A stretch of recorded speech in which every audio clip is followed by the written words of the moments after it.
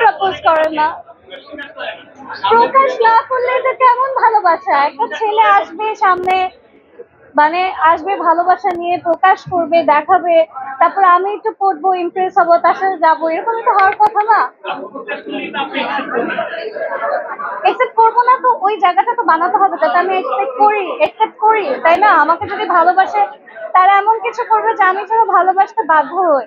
তো সেই জিনিসটা, এই এফোর্টটা কাউকে দেখি না এখন দিতে। তো হ্যাঁ, but I don't want to B viral.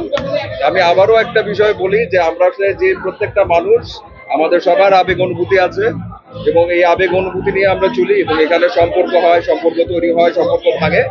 যদি সত্যি কথা বলি যে প্রেমে পড়েছি এবং সাকসেসফুল হয় নাই, হ্যাঁ এটা সত্যি হয় নাই। কিছু কষ্টকে কখন এক্সপ্লেইন করা যায়, যায় না।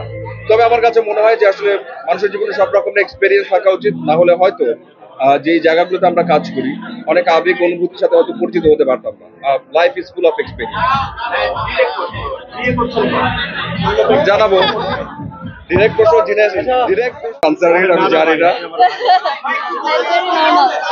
আমরা যাই সাইড আমরা যাই আর একটু প্লিজ, মানে চুপ থাকতে হবে প্লিজ প্লিজ। সমস্যা নাই।